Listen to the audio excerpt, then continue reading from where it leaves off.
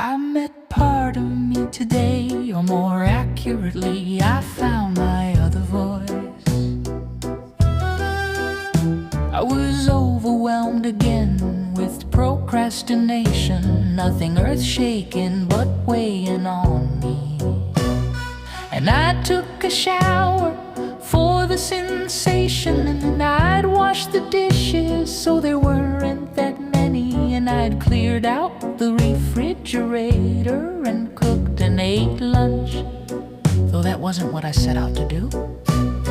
And most the day is gone, and my chores know my job is undone. So drying myself off with half a towel, because my clean laundry has been in the backseat of my car for 3 days now, and is out in the yard, so it's doing me no good. And that's pretty worked up again.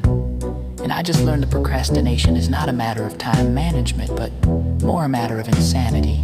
The emotion of resistance, which I find fascinating, and it is as strong and dark, matron. Well, my more practical voice spoke up for once.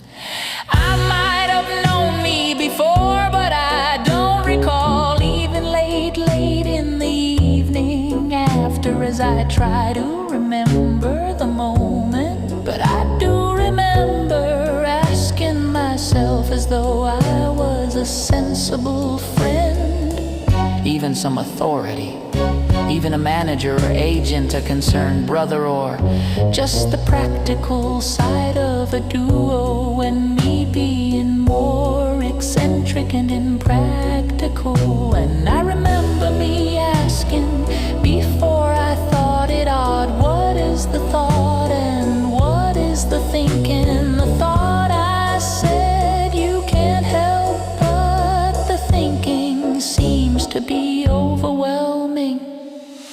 Well, the thought is I've procrastinated doing what I need to do in order to do a few things that weren't necessarily necessary, but were rather practical. But then today could have been filled with successes and yet never touched the job at hand.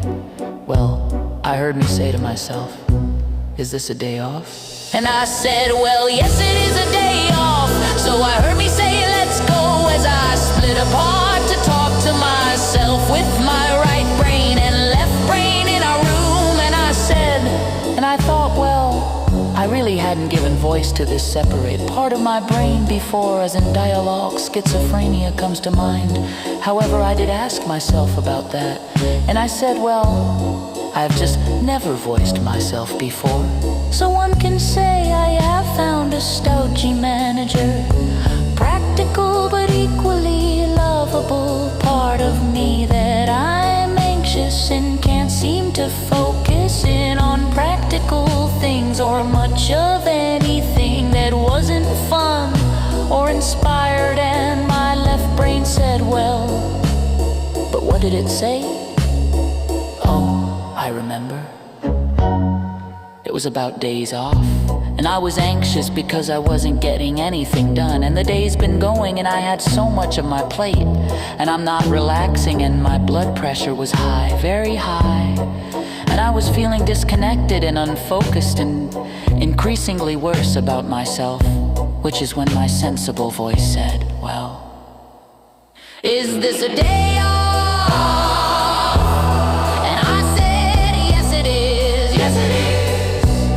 And you have an awful lot on your plate. Yes, I do. And so a day off is time free to get things done, things that are on your plate, as well as rest and relaxation, right? I paused, and I paused more, then said, well, I don't know about that. Well, I'd be willing to go along with that, as long as you don't bring us to ruin. I say, well, it's more that I believe that all possibilities and options are open in the future, and one doesn't know whether something is good or bad, or what the ultimate judgment on one's actions is death. I think think it's more important that your intention be focused on what's in front of you, regardless of the outcome. Well, that actually sounds reasonable. I can live with that. I think we can work together. Now I know that wasn't all of it. Just how did we end that? That you're, oh yes, that life is chaos and anarchy, and that we have made some systems and compacts and contracts with others and nature to form a very rickety reality that is very comfortable to some, as in ignorance is bliss, and very disconcerting for those of us who are watching it all go down. And so in this moment you have things that have immediately and long ago occurred, and you have no idea what's in front of you other than the momentum of your current understanding. And that's pretty subjective, LOL. Because if you were living the life of an ant feverishly going about your drama, and out of the blue some humongous boot crushes you to death, whether or not you saw it coming at the last moment doesn't really change my point.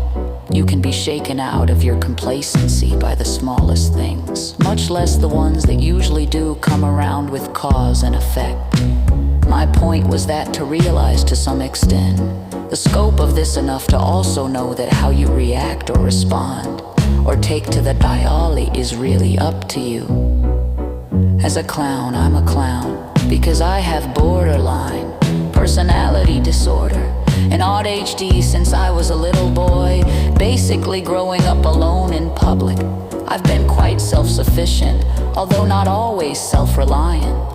But I do choose to be positive about it, because to be negative about it, well, it's counterproductive, and being positive also fits in well with my need for everything to be fun or inspire, because life becomes an ever-unfolding story, and not just my story, but the whole story, the passion play, and everything else.